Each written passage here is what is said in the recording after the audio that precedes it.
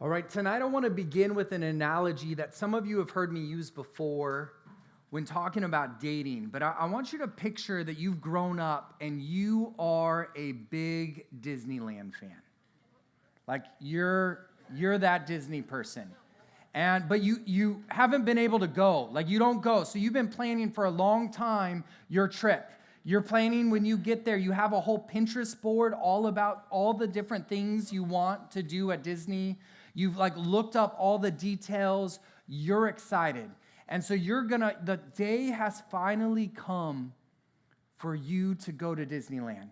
And you load up here, you meet some friends here, you're really excited. And so on your way to Disneyland, you're so excited to get there that you're a little bit cavalier with some of the rules, the laws. So you burn rubber peeling out of the parking lot here. You get on the freeway, and by the time you hit the whoop-de-woos on the 52, you know what I'm talking about? The bumps that they just fixed. By the time you get to that part of the freeway, you have a few scratches on your car, but it's still running. You're still going. You're good. So you're going quickly. You get on the 805. It connects to the 5. You're so excited. But then you see to the side of the freeway, there's one of those pop-up carnivals. You know, with the rides that look like very questionable. But you're excited. You've been waiting to jump on the theme park rides for a long, long time. And well, that looks close enough. And so you pull over and you guys go to that and you call it a day. How disappointing would that be? I bring that up because that is the way we often approach marriage. We've thought about it for a long time. We're excited. Oh, I just can't wait for the wedding day. Ladies, especially, you have the Pinterest board. Dudes, you might. There's a few cool things on Pinterest. And so you have all the plans set, and then on your way, you're finally at a place where you're starting to pursue it. But you're a little bit cavalier with some of the approach, some of the boundaries, some of the things that you intentionally, you never plan to be cavalier with these things, but in your excitement, you are. And then you realize, man, I want to get there. And so you settle for something that is less than what you have dreamed about. For too many people, especially for too many Christians, that is what marriage looks like. You've been planning this whole time, and we have incredibly insane expectations about marriage. I think there's a place to maybe reel some of those back or to have a healthy conversation about those. Not tonight, but one day, maybe. But we have all these expectations, but the truth is so often we finally find someone and we're like, man, we have so much in common. We really like each other. Things get a little bit steamy too quickly. Things like you just cross some boundaries too quickly, and then you get married. But when you get married, it's not quite what you intended it to be because you didn't approach it in a way that honored the Lord and allowed him to speak into the whole process the way that you intended. I want us to do things different. I know that many of you who are not married, you likely want to be married. You're excited to be married. But I don't want you to be so anxious for that you rush into it and that you can skirt around some of the boundaries that are good and healthy and helpful so that we can have strong, good marriages that honor the Lord. And so tonight we're going to be talking about that final step. We began defining our terms, defining the relationships that we've been talking about, friendships, dating relationships. We talked about even our relationship with God and how that's first and foremost. We talked about the need for clear boundaries, first with friends, because without boundaries and clarity, people get hurt. But then also we talked about how we prep and become marriage material and find someone who's marriage material. And last week we ended with how to go on those first dates, right? How to get out of the friend zone officially. Well, tonight it's all about getting to that marriage altar in a way, in the best way possible. And so you're official, you're dating, your boyfriend, girlfriend. Now what? What does that look like? That's what we're going to talk about tonight. And at the top of your page, it says the goal in dating, and I want you to put clarity. The goal in dating is clarity.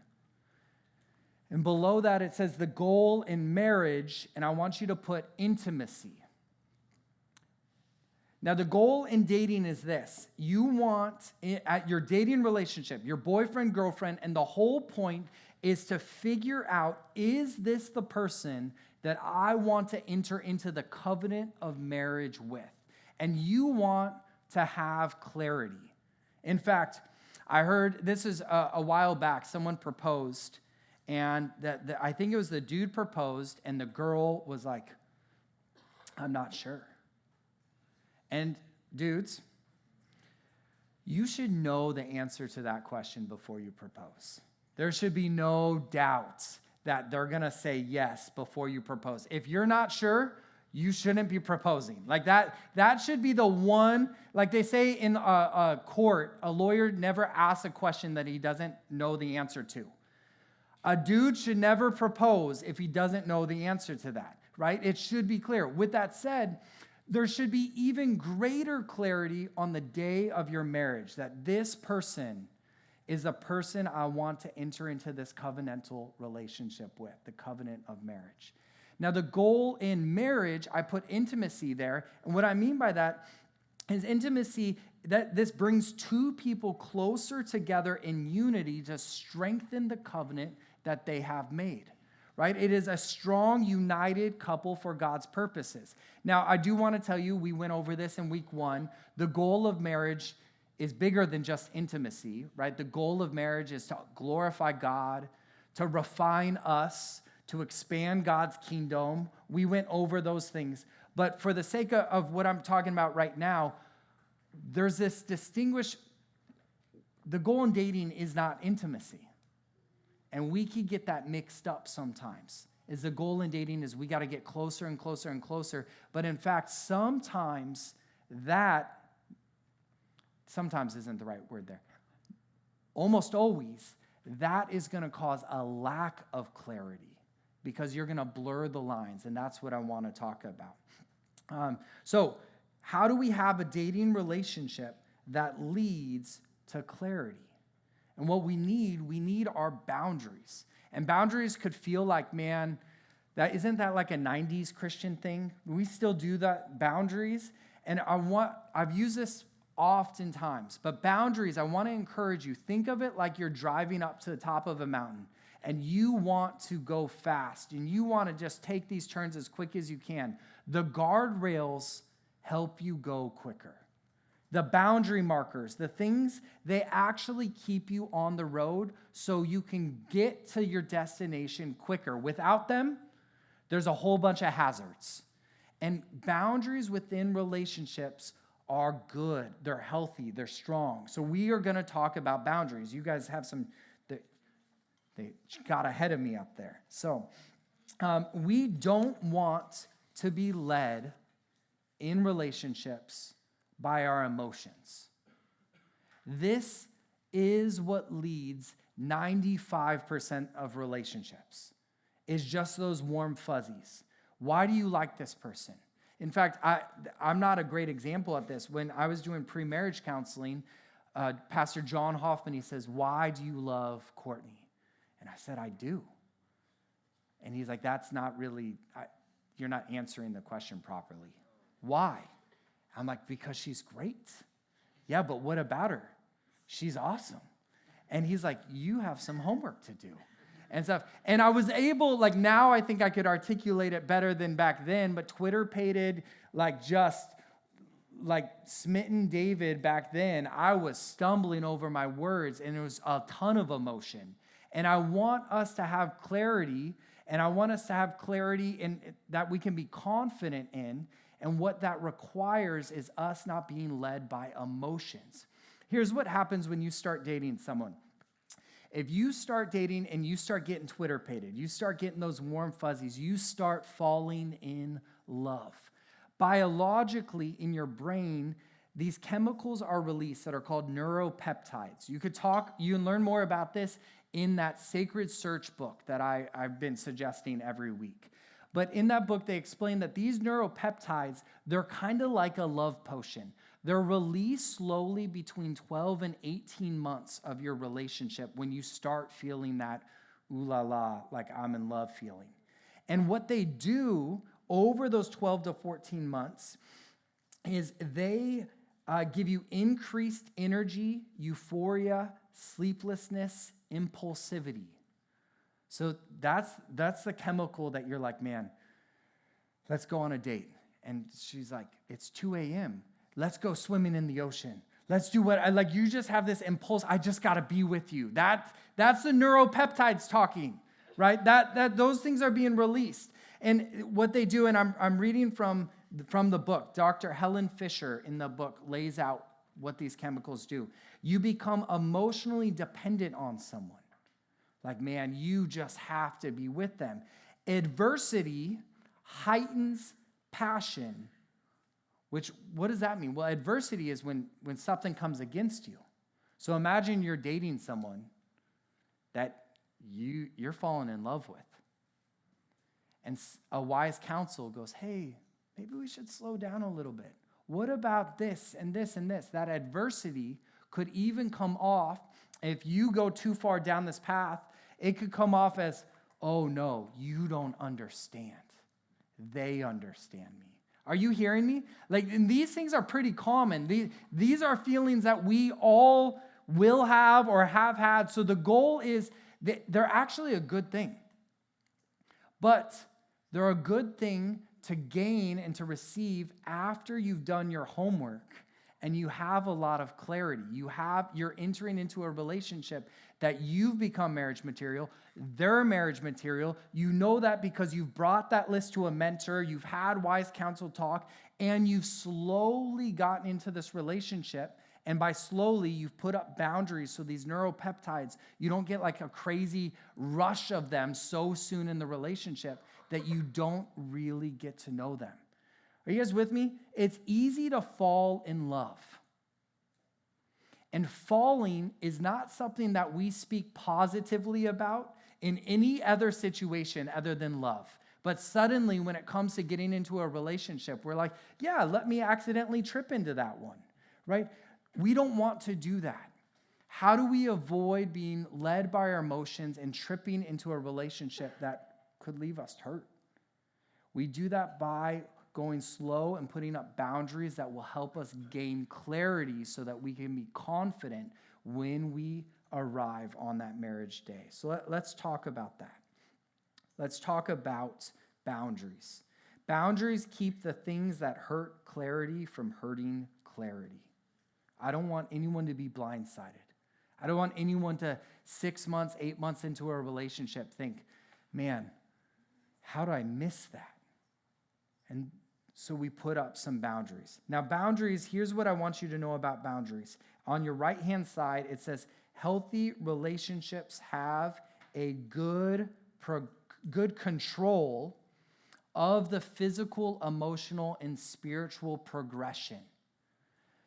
Healthy relationships have a good control of these things. And so as you get deeper and deeper into the relationship, some of these things can expand, of course, within measure, within reason. But we want to have control. And what boundaries are they are what keep us in control of this progression. So here's what I want to encourage you to do. You are official with someone. So your boyfriend, girlfriend, you've become marriage material, they're marriage material. You've gone on those 2 to 4 dates that I talked about last week where you're trying to figure out, should I enter into this relationship? You both agreed, yeah, it's go time. Let's put a name on it. Let's be official. Right away, your first date after you become boyfriend and girlfriend, it's time to put up some boundaries. I want to encourage you to do it early, do it soon. Here's what I want to encourage you to do. Go on a date and maybe go somewhere where there's like a really good coffee place and then a really good dessert place and then a really good, like there's 3 sections. Make it fun. And at the first place that you stop, coffee, maybe it's donuts. I love donuts. They're delicious. You're going to write your boundaries. You're going to write at the very top, you're going to write out your why. That's that first part. You can go back a slide, please. Write out your why. Here's what I mean by this. Why do you want boundaries? Why are you going to stick to these? Why are you writing all this down? Why do you care? Now, if you don't know, then I want to encourage you, this is worth investing in. And in your boundaries, this part of your boundaries, if you bring a piece of paper to write out your boundaries, this part cannot be too long. If your why is like 3 words, because David said so, that's 4. If that's your why, then I want you to pause and dwell and spend some time on this. Because this is going to be the passion. This is going to, if you don't have a why, your boundaries don't matter. If you don't have a reason or cause behind them. And here it says there, write out positives, what we want to gain. Here's some whys. I want you to have boundaries because I want your relationship, I want you to want it to glorify God. Let me say that again. When I'm sitting down writing my boundaries, and why do I want these? Because I want my relationship to glorify God. And if I'm in charge or my emotions are in charge, we're going down a path that's no bueno. It's not going to glorify God. It's going to glorify my lusts and my desires. But I want this relationship to be bigger than me. That's a good why. That's a positive why. Here's another. For this relationship to lead to a healthy marriage. This was a big one for my wife and I. I had seen plenty of marriages that I did not want. Maybe you're with me there. And so I was writing down on our boundaries, I wrote down, I want to wait till marriage before sleeping, but before crossing physical boundaries, having sex with one another, because I want a marriage that God blesses. That was one of my whys. Here's another one. It says to honor parents or mentors or the church or the kids that look up to you. Many of you are in youth ministry. You should put that on your why. You have kids that are looking up to you, and they're looking to your relationship. One reason you should honor God and have boundaries is because they are following your example. That's a good why. That's going to remind you in the moment, no, I shouldn't do that because I am leading. I have an example to set. But then I want to encourage you, put some negatives. Put some things you want to avoid. I want to have boundaries because I don't want to reap the curses or the issues that I've seen in other marriages. You could list out the things that you're like, I am actively looking to avoid these things. So I want to encourage you that as you're setting up boundaries, start with your why. So if you're on a date with your brand new girlfriend, brand new boyfriend, you stop at the coffee shop, you write out your why, then you could say all right, let's walk across the street and get some sweet treat. Make it fun. But now let's get into the actual boundaries. All right, we're going to start with the physical. Now remember, a healthy relationship has a healthy progression of these boundaries. So you're going to have a healthy progression of what you can do physically, and progression means you're slowly going to be able to do a little bit more. Now, we're going to talk about this more later, but how do you know how much you can do, how quickly? Well, you have to figure out how long are you going to be dating. And some of you are like, well, that would be really nice to know. I would love to know that. But at the beginning of your relationship, and maybe you don't have to go into too many details, but there should be some understanding, hey, realistically, it's going to take us 1.5 years, 2 years to be marriage ready. Some of you, you're at a place in your career and you're young where it's going to take you 3, maybe 4 years.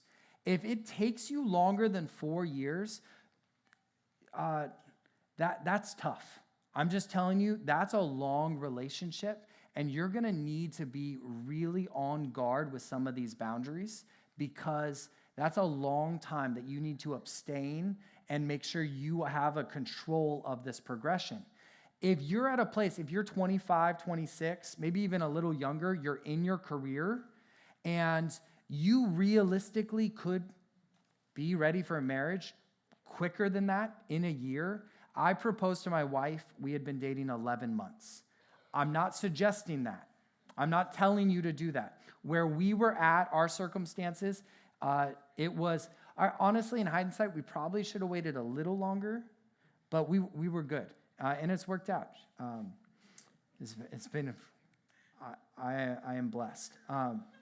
But if you are quicker, that means some of your boundaries might be able to be, the progression could be a little quicker, but you still need to be on guard, because the ditch that you can fall into is that you don't have boundaries because you think it's going to happen so soon.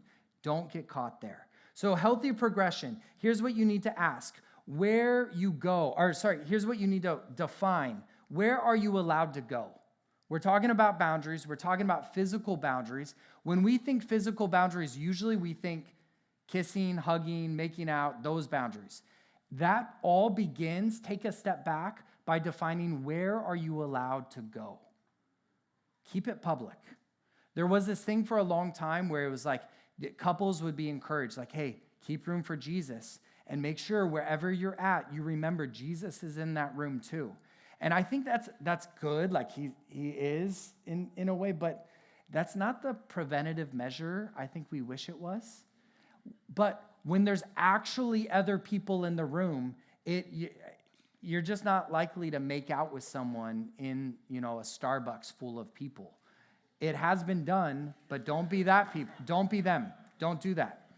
So talk about, where are you allowed to go? Some things to keep in mind. I would encourage you, don't go into each other's homes when no one else is home alone, like when it's just you two. I think that's a recipe for crossing boundaries. I can tell you stories of people who have had sex together in the living room of their parents' house while their parents are home. I know more than one example of that. Like, you think that's crazy, that's nuts, but just how much more so does that show us it's not good to be in rooms alone, without other people, with the doors closed. These are conversations we want to have. Where can we go so that we can have a healthy progression of the physical boundaries? Are you guys with me? So we asked, where are we allowed to go? A car is another example of something that I want to bring up. When you're driving together on a date, I want to encourage you, when the car stops, get out. I can also tell you stories of people who have lost their virginity, Christians who are trying to do it right in their cars. That's not where you want to lose that. That's not there's better ways. But in the moment, they didn't have control of these progressions. So, car stops, get out. Now, some of you are thinking, well, so if I keep the car running? No. Go to your why. Why are you doing this? And honor those boundaries. All right, you're asking, where can you go? Break that down. What can you do? You're adults. I have no issue with you holding hands, right?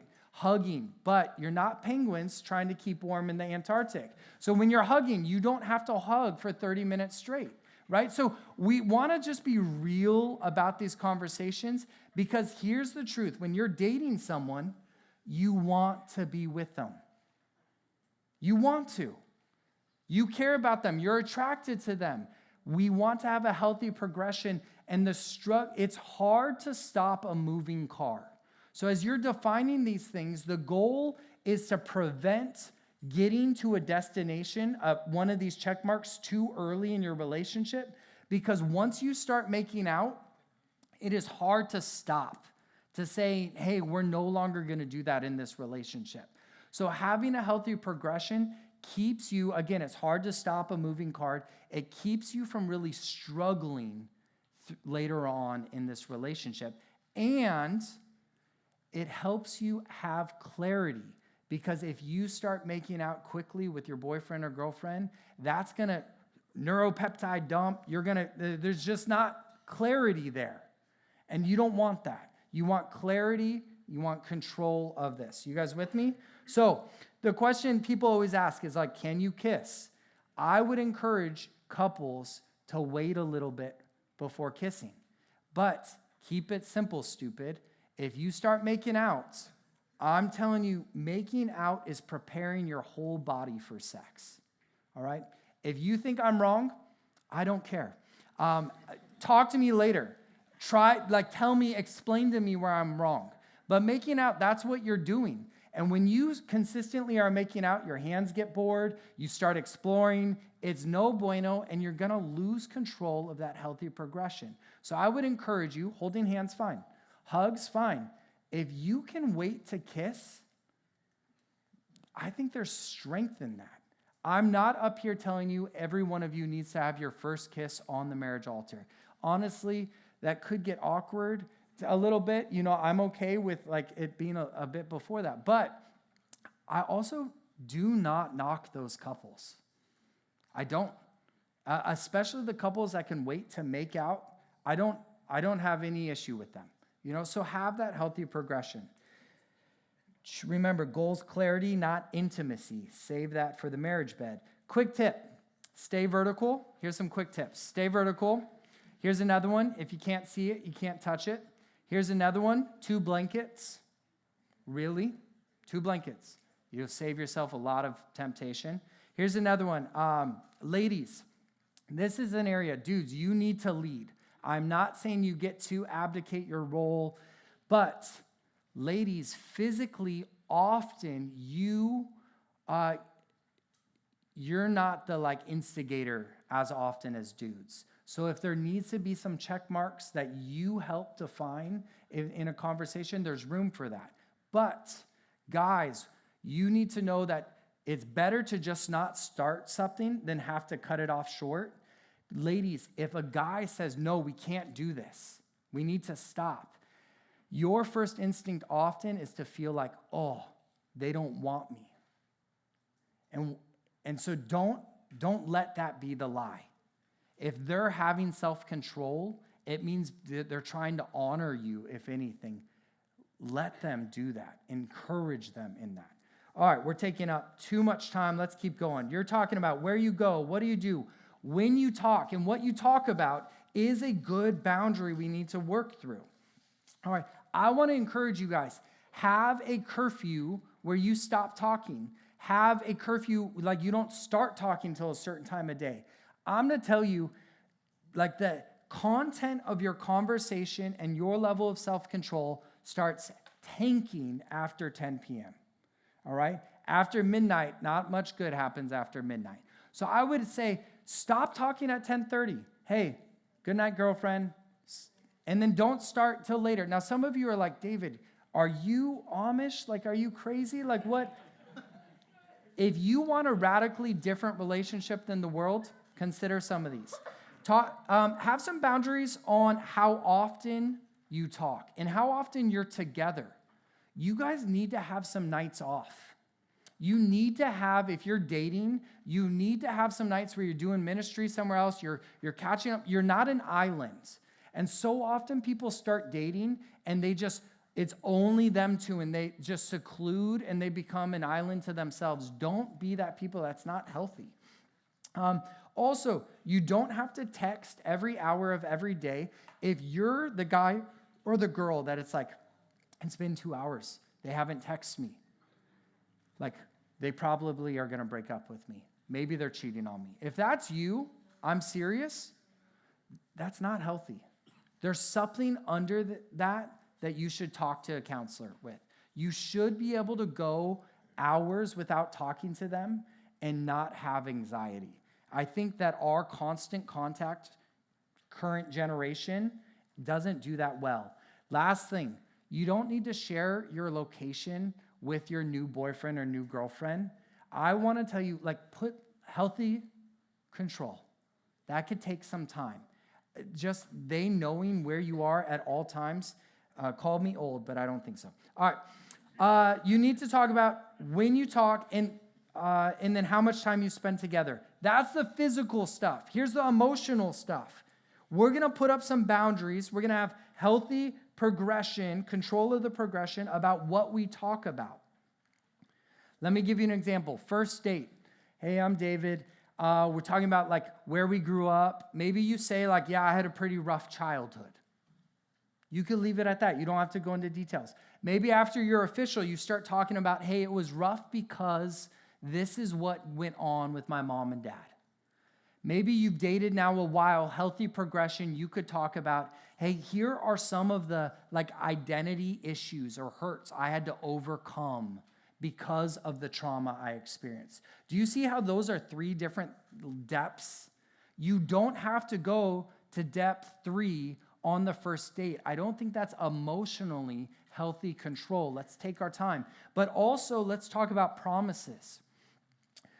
A proposal is a promise. You should be weary about these other promises you make before the proposal. And so you could talk about, hey, in marriage, this is what I would do in marriage. But when you say, this is what I will do for you, or this is what I will give you, those are vows and promises that are, I think, outside of the healthy progression that we want to have emotionally, because then you start creating vows and soul ties that we got to be weary of. So emotionally, let's set up some boundaries. Last thing, spiritually, you want to have healthy progression too. So I get this question a lot, like, what about doing devotions together?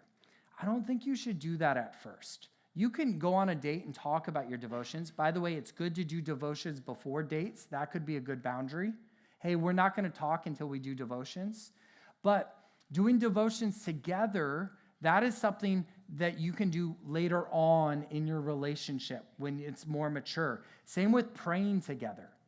People ask me all the time, like, for a while here at Foothills, there were in the high school ministry, we told boyfriends and girlfriends not to pray for each other. And it was because there was this unhealthy, like the progression, the control of the progression spiritually was not existent with that. So I want to encourage you, you're adults, you could pray for each other, but even the content of those prayers, that you should see a progression from, Lord, thank you so much for this new girlfriend. I pray you would bless our relationship and help us have clarity. 2, before proposal, like real depth, God, help her in this, like, deep prayers. That would be okay, but progression there. So you're on a date, you're brand new couple, you went over your why, then you went to the other restaurant across the street, and now you're going to dessert or third dessert. That's a good date right there, 3 desserts. And you're going to write down broken boundary, like what happens if you break these boundaries? What happens if you overstep it? Now, why is this important? Don't fool yourself. If you break boundaries, you're going to reap what you sow. There already are consequences for that, whether you see them or not. So we want to be real, and we want to build in consequences to keep us from wanting to do these things so that we can maintain clarity. So that could be like, all right, we broke this boundary. We should confess all of these to a mentor. That's your second one. That's part of breaking it, is saying, hey, we messed up. But some of this could be, hey, we need some time apart, or we need to go back. Like some of you, you're in a relationship, you're holding hands, you're hugging, and then you kiss, and then you make out, and you're like, we weren't supposed to make out. It's been too quick. That's not healthy. So the consequence is you're not going to kiss for a while. You're going to take a full 2 steps back because that's a consequence. Putting consequences, that's healthy because, again, there are consequences.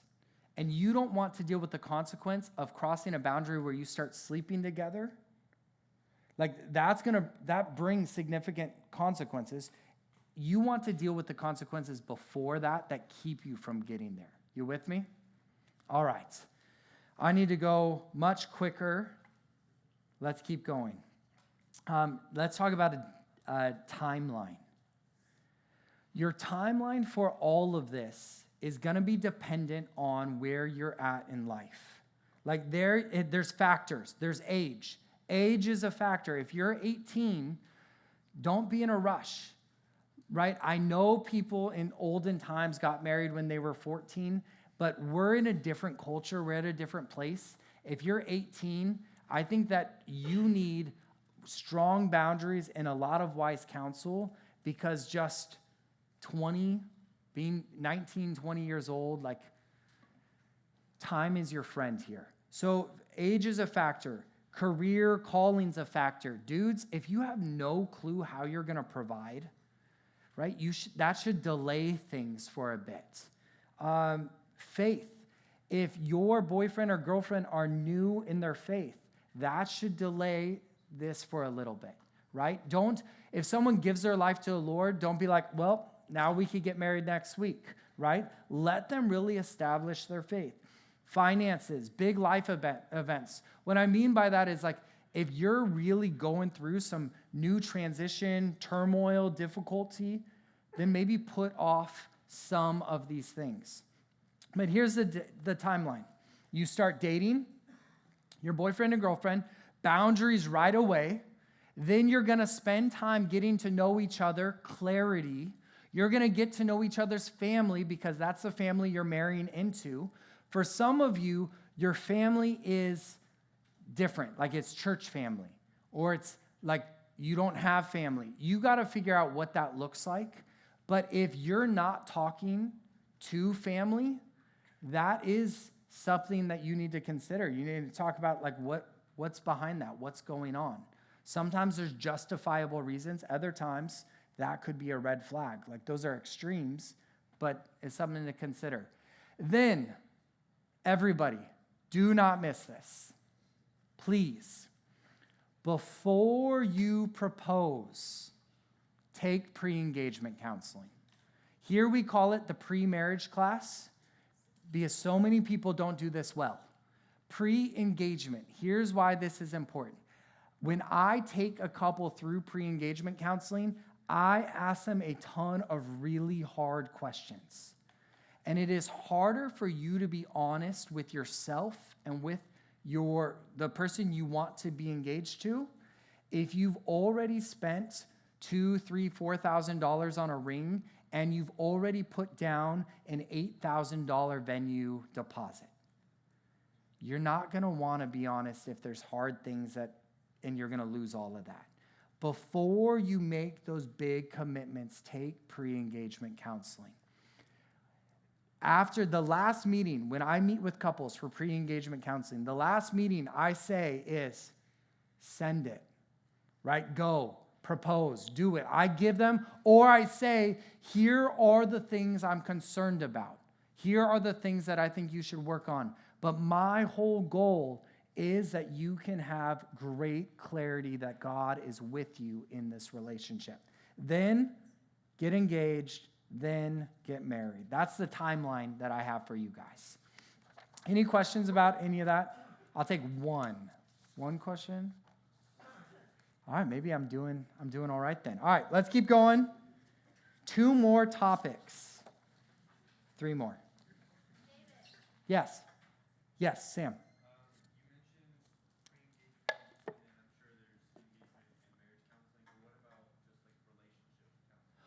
So look, if you need any just general counseling before that, seek it out. That's healthy.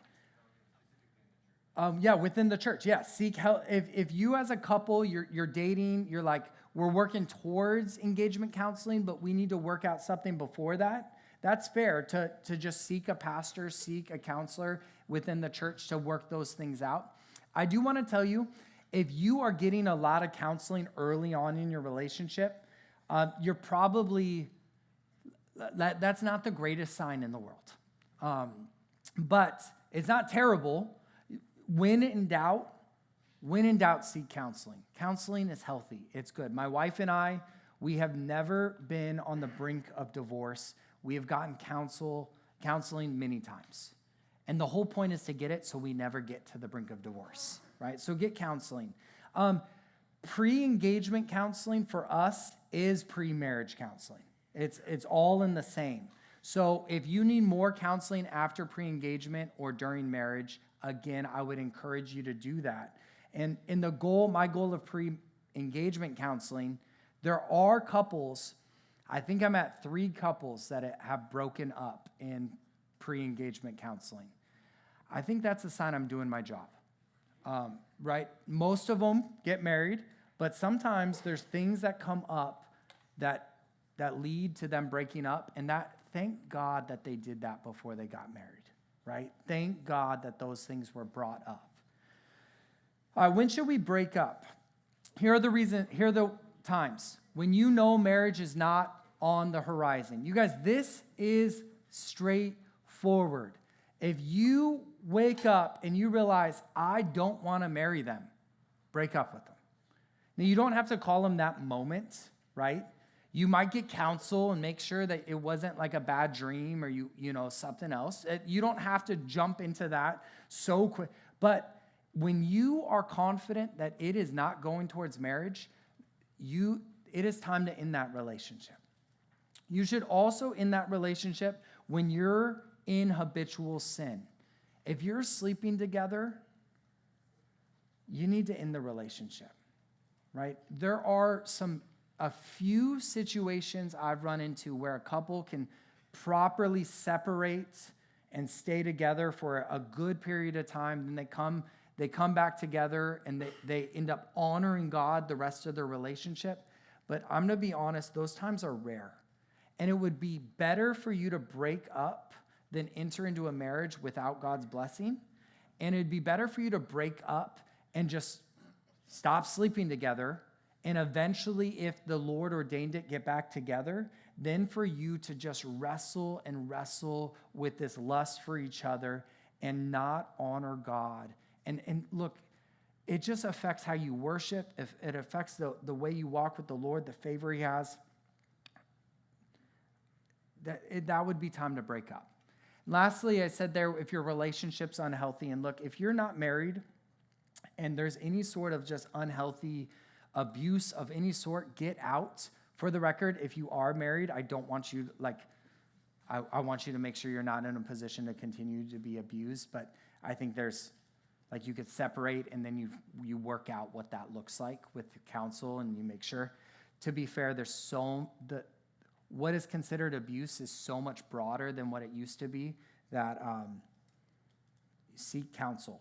I don't want anyone to be hurt, clearly. But if your relationship's unhealthy, get out. You're not married. You're not stuck. You're not in a covenant. You're not, now's the time. How do you break up with someone? Band, I'm almost done. You call them and you say, hey, girlfriend, let's meet up and you pick a spot. It's not a fancy restaurant. It's a coffee shop. It's somewhere. You say, hey, we need to talk. You drive separate. That's just good foresight. How awkward would that be? You get there and you say, hey, look, I need to break up. That's what you say. And you don't make any promises. Please, please, please don't say, hey, I need to break up with you and maybe one day we'll get back together. That's not fair to the other person. If the Lord brings you back together one day, cool. Maybe cool. I don't know why you're breaking up. But don't promise that. Just say, hey, we need to break up. And whatever the future holds, I trust the Lord who holds the future, but we'll see. Right now, it's best for us not to be together. You get ready for a rebuttal. Here's my hope, is that the reason you're breaking up, either it doesn't matter what's said because you know it's the right thing, or you've already worked out those details so it's not like there's a big fight on your hands. That's not healthy. That's not, But breakups are not fun. The breakups that both people know they need to break up and they agree amicably to break up are not fun, right? And just know that. It's part of it. It hurts. But if you need to break up, you need to break up. And my last line there, don't blame God. Dudes and girls, just own it. Even if it's I feel led by the Lord to do this, that's you. Don't say, God made me break up. God told me to break up. Don't blame God, right? Just own it. Say it's on you. That's how you break up. And it's simple and it's complex. But when you know you need to, you need to. And if you need wise counsel, go get it. But don't stay in a relationship that's not headed towards marriage for your sake or theirs. Lastly, what happens if you've messed up? And the truth is, this is too common, that people go too far in a relationship. They sleep with their boyfriend or girlfriend. And yeah, we're going to stand on that. Marriage is, sex is for the marriage bed. And so we want to abstain. But if you've gone too far, I want you to know this. I want you to receive forgiveness. And here's what I mean by that. It implies that you're repentant. If you're not repentant, you need to repent of your sin. But when you go to God and say, I'm sorry for what I've done, receive his forgiveness. Then you need to forgive each other. Don't hold on to this bitterness. Man, my boyfriend, my girlfriend, they made me, you each need to forgive each other. And what that means is you're letting go of the debt you're holding against them. Then you need to position yourself to make a life change so that you don't get into a similar relationship again, so you don't replace that bad relationship with pornography or other bad things. You need to go, the Bible says, flee from lust and pursue righteousness. Pursue righteousness and walk in redemption.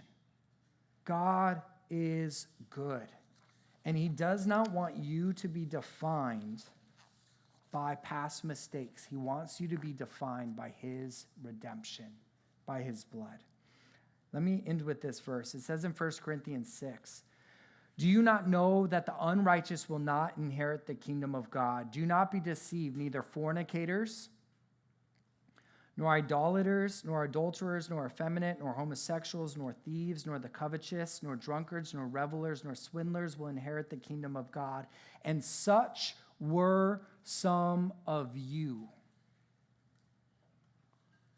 But you were washed. You were sanctified. You were justified in the name of the Lord Jesus Christ and in the Spirit of God. That washing and that sanctification, that is what makes all the difference. It is the God who does that. It is him that we are in the relationship. We want to have a relationship that glorifies his name and honors him so that we can get to a marriage that does the same, so that he can use our marriage to expand his kingdom for his glory. You guys with me? All right. Guys, we did it. If I can have the band come on up. That is DTR. I want to say a couple things to wrap up as a band. Thank you.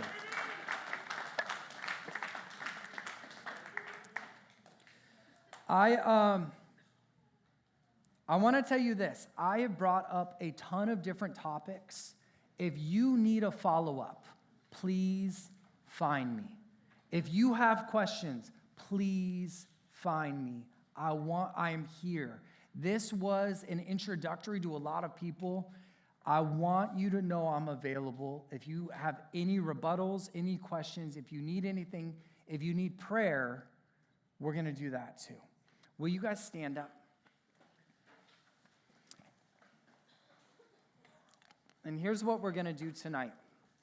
I'm going to pray, but I want to invite you forward. We are going to spend the next good amount of time worshiping, pressing in. We're going to do the plan's at least 4 songs.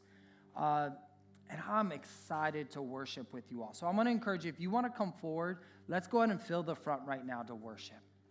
And again, I want to remind you, we are not going to worship next week. Part of the reason we're doing extended worship now is because we want to use this opportunity to press in. During this first song, if you need prayer for anything that we've talked about tonight, I want to encourage you to get prayer. We'll have people under the screens available to pray for you. If you don't need prayer, I want to encourage you to press in, to lift up a joyful noise, because we serve a good God. He has a great design for marriage. He has a great design for community and relationships. he has a great design for every aspect of our lives because he is the great creator, the great designer, because he is good. And I love that part of what we get to do every week is we get to lift up songs worshiping and praising him, for he is worthy. Pray with me and we'll worship. Lord, this time is yours. These songs are for you. We pray that you would receive them, that they would bring glory to your name. We pray that you would be filled with joy as we lift them up. We love you, Jesus. Let's worship.